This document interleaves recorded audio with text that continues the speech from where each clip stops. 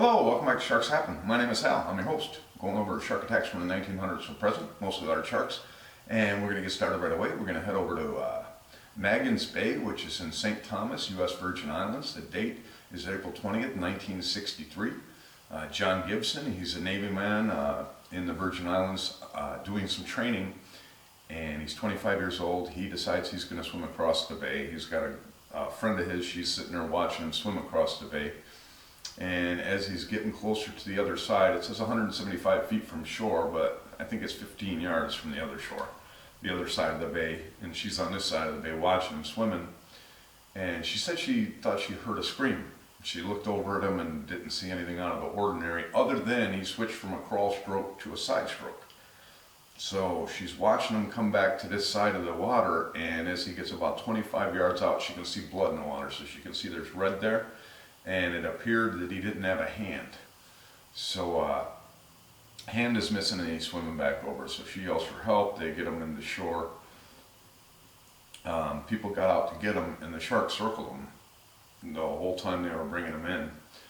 And the shark stuck in the area for a day or two. He ended up passing away. It ended up taking a huge chunk off, bit his right side of his ass, took a huge chunk of the meat from his thigh. He had wounds to his feet, and it took his hand from him. So he ended up passing away. He didn't make it. They ended up catching the shark the next day. This attack happened just before 2 o'clock in the afternoon. But they ended up catching the shark the next day. They saw it swimming around the area. They put barrels out. They put meat on a hook, and they ended up catching the shark. And it turned out to be a Galapagos shark, of all things. So yeah, it must have been a pretty large one. They don't say exactly how large, but you know, you don't hear about too many Galapagos shark attacks, especially fatalities, but there's one in the U.S. Virgin Islands, and we will move on. And now we head over off the coast of California, off of San Diego to Alligator Head. The date is July 28, 1959. Verne Fleet, 25 years old, he is out doing some free diving and he's doing some fishing. It's just before 7:30 in the evening, so pretty much at dusk. He had just speared himself a California barracuda, put it on a stringer, and was at the top of the water floating. He spotted some bonito, and he was about to shoot that when his line became fouled. So he's up there on top of the water, just floating, fixing his line, when he felt a pain on his leg. And he didn't kick, didn't do anything to the shark. He felt it wiggle him, and it let him go, and it went away. He ended up with 15 puncture wounds in his leg, and ended up surviving no problem. But this was a hammerhead shark came and got him. So hammerhead, he saw the hammerhead swim away right after he was bit, but like he said, he didn't do anything to the shark, and the shark just let him go. So probably a case of mistaken identity from that hammerhead, or just, you know, curious as to what he was doing. Came up and bit him and just went on his way. So, you know, he didn't have to do any defensive moves at all on that one. And that'll go down as our first hammerhead attack, and we will move on. Okay, now we head over to Matori Bay on North Island, New Zealand. The date is December 15, 2018. Kevin Lloyd, 24 years old. He's out doing some spearfishing. Just speared himself a kingfish when he feels a clamp on his leg. I believe it's his right leg. Feels a clamp, and shark lets him go and grabs his hand. So now it's grabbed his right hand. Grabbed him by the leg, then grabs his hand. He can't see the shark, but he can feel it jostling his arm around. So bites him for a couple seconds, lets go, and swims away. He was all geeked because his line got tangled around his body. He still had his kingfish on there, so he got to keep his fish. They got him up, got him into the boat. They went and picked up another diver that they had dropped off in another area and took him in. He needed 10 stitches in his hand. So, you know, not a terrible wound to the hand. The leg, they decided to let it heal because of the nature of the wound, and they worried about infection, so they decided to let that just heal itself over time. Not very bad wounds. This happened from a 7-foot Mako shark. So we got our first Mako shark on the board, another attack, another survival, and we will move on. Okay, now we're going to head over to Manhattan Beach Pier, which is off LA, California. The date is July 5th, 2014. Stephen Robles is 40 years old. He's one of a dozen or so swimmers that are making their way from one destination over to Manhattan Beach Pier. I'm going going to start off with what I watched. I watched this attack before I read about it, so I didn't have the sound on the computer, and I'm watching this attack. I was looking into a different attack that was supposed to be in this show, but I'm putting this one in instead. I'm watching a video on the shark. You can see it's a pretty big fin. The shark is off to the left of the nearest swimmer by about 15-20 yards, so it's quite a little bit of ways, and it starts slapping its tail like it's pissed off. And then it swims pretty fast. I would say, you know, it only takes it 20 seconds to get over in front of Stephen. So it goes and it swims and it stops right where Stephen is. So it's in between Stephen and this camera. On the beach, there's a camera, and it swings to the left, and you can see a fisherman sitting there. And then it swings out and it shows all this stuff going on. I'm thinking they're filming the attack. So the shark stops in front of Stephen, and Stephen said, he's in the water, the shark comes up, and it stops right in front of him. He's looking that shark dead in the eye, and the shark is looking him dead in the eye. And then the shark turns and bites him in the chest. He says he thought it was over. He saw the shark there and punched it in the snout. It let go and left him alone. Well, then I looked into the story on this thing, and it became apparent why that shark was so pissed off when it was off to the side there. Get into the story, that shark's on a hook, and it had been fighting to get away from this fisherman. Obviously the idiot that was shown when it went to the side there. This idiot didn't think to cut the line while these swimmers were on their way in. No, he waits until after the shark bites the guy to release the shark. That's how, you're a complete moron, whoever you are. I don't know your name, but you're on that video. You're an idiot. And so he's got it on the line, and like I said, he's still fighting the fish when the fish bites him. He releases the line, cuts the line. A nearby surfer picks him up on his board, picks Stephen up on the board and takes him in. He ends up going in, and he's got puncture marks. It punctured him below the ribs, and then the rib cage, it went up along the ribs. But it didn't hit any arteries, didn't hit any organs, so they just had to sew him up. I believe he left the hospital the next day. But this isn't even an attack. An attack is when a shark is not provoked. This is a provoked attack, provoked by a different idiot. Usually these provoked attacks are the person that was bit, but not this time. Kind of like the guy that held the nurse shark out of the water and asked the kids if they wanted to, you know, pet the shark, and it ended up latching onto a kid. Same thing with this moron. So, yeah, it was 300 yards from shore. There's dozens of swimmers around there. You can watch the video. It's not graphic at all. It's from a far distance.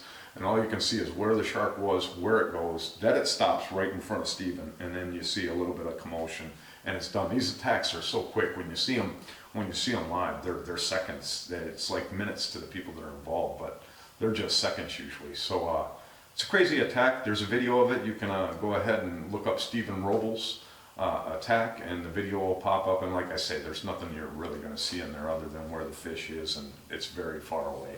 So that's our attack on Stephen Robles. It's not even an attack. We're not going to put it down as an attack. It was a 2-meter great white, 7-foot great white. So those great whites are just under 4 feet when they're born. So this is a very young great white, probably in its first year. You know, when they get to like 10 and 12 feet, that's when they start switching over. Well, this is just that's a nursery, I guess, and they're there eating their favorite fish. The fact it's a nursery, and there's a lot of, you know, I don't come across, I got one other bite from a smaller great white. So you don't come across a lot of these smaller great whites attacking people. Like I say, when they get to 10, 11 feet, 10, 11, 12 feet, we start getting interactions big time with surfboards, and with our next story here with the boat. So that's our story of that. No attack, we're not going to put it down, and we're going to move on. We're going to finish out our unprovoked attacks off of the coast of Tasmania. The date is July 17th, 2021. Lucas Arnott, 10 years old. He and his father and 2 unidentified boys. I don't know if they were brothers or cousins or what they are. They don't explain that. They're all out fishing. They're standing on a boat. They're on a 20-foot aluminum boat.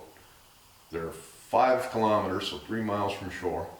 Don't know the depth of the water. It's about 1:30 in the afternoon. Lucas is standing on the boat. He's off to the side of the boat, though, so he's kind of standing near the side of the boat. And at 1:30, a 12-foot great white pops up out of the water, slams its body into the side of the boat, and in the process gets a hold of Lucas's arm and drags him into the water. The father jumps in the water probably as soon as he recognizes the kid is gone. He goes and jumps in the water, scared the shark off, they say, and brought Lucas back onto the boat. I don't know that he necessarily scared the shark off. I think the shark was already on its way out. They said that he has, along with the arm, that's where it grabbed him, so he had the puncture wounds on his arm, so they had to repair that in surgery, and then he has some lesser cuts to his head and to his face. So I'm thinking, grab him by the arm, took him into the water. As soon as it knew that it didn't have what it wanted, it just turned and probably scraped him with the teeth on the way out of there. Doesn't sound like it was trying to bite down on his head and his face. It sounds like this is a one bite, one off thing. 12-foot great white, I would say it's the same as, you know, the ones hitting the surfboards. That they're kind of crazy. They're still looking for that stuff. Now it's not gonna confuse a 20-foot boat with anything, but they can see above the water. And it seems that with it smacking into the side of the boat like that, it had plans to take him off the boat the whole way. I have no doubt that's what it wanted to do. And who knows why it did it. The media was going around claiming that these people were fishing for flathead and that they were throwing the carcass, they're cleaning the fish on the boat and throwing the carcasses overboard. Maybe that happened, but even if they were, I don't think that would cause this to happen. I mean, what about the thousands of other attacks in history? You know, these people that go around now and they make up an excuse for every attack. Well, go back in time and excuse away 4,000 attacks then. I can't stand it. So anyway, Lucas ended up getting some surgery on his arm. The family denies that they were cleaning fish and tossing them over to the side, but you know, this secrecy of who these other two boys are and stuff. Who knows? They could be right. They could have been cleaning fish and tossing them over the side. I think on our lakes, I know that somebody was around one of the Great Lakes, or one of the lakes in one of these up northern states, somebody was fined because they were ice fishing and they went ahead and cleaned and cooked fish. Well, you're not allowed to clean fish on those lakes like that, so maybe that's an issue there. I don't know. All I know is Lucas was attacked by a 12-foot shark, grabbed off of the boat, and he survived. We'll put it down as an attack, no predation, and we'll move. Okay, now it's time to finish up the show with What Were You Thinking? Back in February 2017, an unnamed husband and wife they're in Brazil, and they're at Brazil has a conservation marine, like roped off park. So this marine park, this husband and wife are at the marine park, and the wife decides she's going to pick up a shark. So she grabs the shark, little, not copper shark, lemon shark. I don't know, sometimes I call it copper shark, but the lemon shark. She picks up this baby lemon shark, going to take a selfie. And you know, the sharks are strong. It wriggles and bites her other hand. So she's got the shark in this hand. The shark's got her 2 fingers. I don't know which 2 fingers, but it's got a couple fingers in its mouth. Now, there's pictures at least. I saw pictures in one of the news articles I read where they show the shark with her and it in its hand. Now they show another picture with probably her husband trying to help her get the shark off her hand. They get it off. They probably have to take her to the hospital, but that's only the start of their troubles. For this selfie, she gets to go to the hospital to get her hand taken care of. The lemon shark is a protected species, so there's a $1,600 fine for harassing that shark. So they slap her with their $1,600 fine, but they get the husband too because he's also involved. So there's 2 $1,600 fines, but there's more. You're in a marine park, conservation area. They double the fines. Now you're at $6,000 just in fines. To top that off, Brazil does not play. To top that off, they decide they're going to send this, they're going to give it to the public prosecutor. So now you need defense lawyers. So, to sum up, selfie, bit in the hand, got to go to pay the doctors to stitch you up probably.